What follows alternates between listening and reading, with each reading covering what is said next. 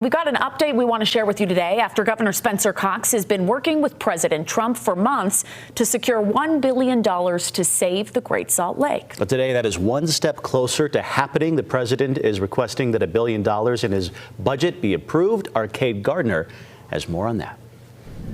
While that $1 billion will need congressional approval, this is exciting news for state leaders and conservationists. I spoke to some to learn how this money could be used and why saving the lake is of national concern. The Great Salt Lake.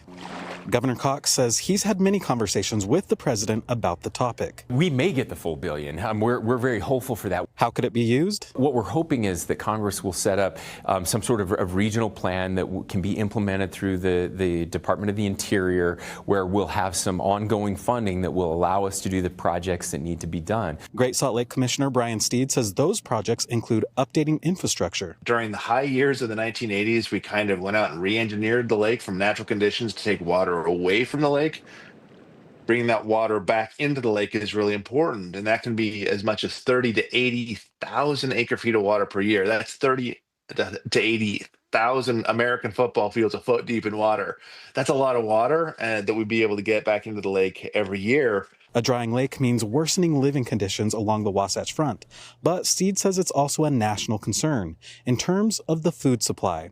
Sulfate of potash is mined at the lake and used in fertilizer for crops, and around 50% of globally farmed fish and shrimp are fed food made from brine shrimp from the lake. That's a hugely important part of food security, and we all care about protein right now.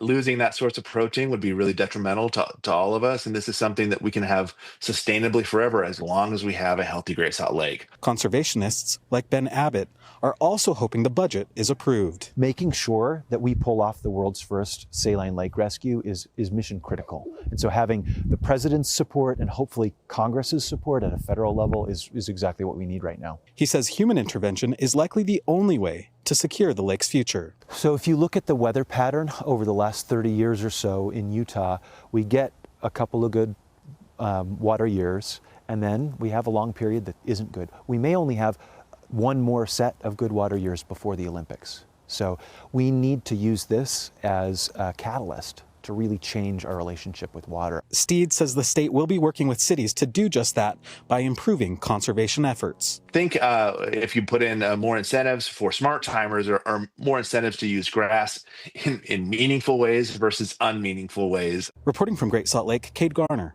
ABC4 News.